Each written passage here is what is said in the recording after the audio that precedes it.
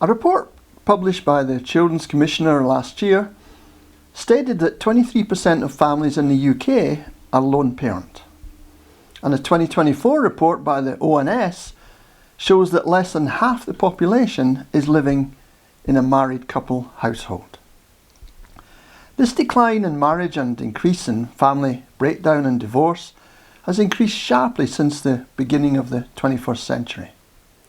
As Clifford Hill says, the social outcome of these trends we see every day in the rise of knife crime and gang violence, the drug culture, epidemic levels of sexually transmitted diseases, depression and mental health disorders, leading to vast numbers unable to work and living on sick pay and social benefits, which is putting a severe strain on the economy.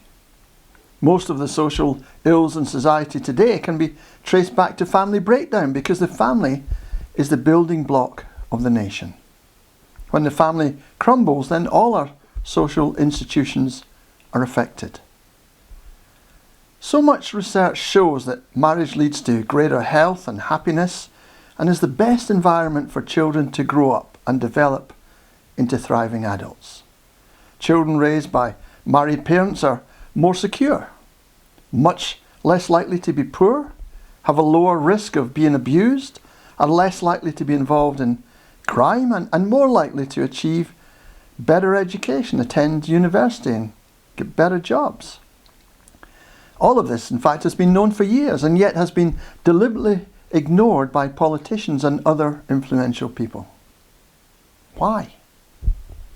Ephesians 6 and verse 12 says, "For our struggle is not against flesh and blood, but against the rulers, against the authorities, against the powers of this dark world, and against the spiritual forces of evil in the heavenly realms." And this evil is increasing and will continue to increase in the last days until the return of Jesus Christ. What we need to do, Paul makes clear in the two preceding verses, verses 10 and verses 11, when he urges us to be strong in the Lord and in his mighty power, and put on the full armour of God so that you can take your stand against the devil's schemes. Friends, you need to know that God is in control. He is the great I am. He is the Alpha and the Omega. He is not blind to what is going on. His arm is not too short to save. So what can we do in such a God-forsaken world? As John the Baptist declared in John 3 and verse 30, "He must become greater, I must become less." We need to put Jesus first, far and above everything else that is important to us in this life.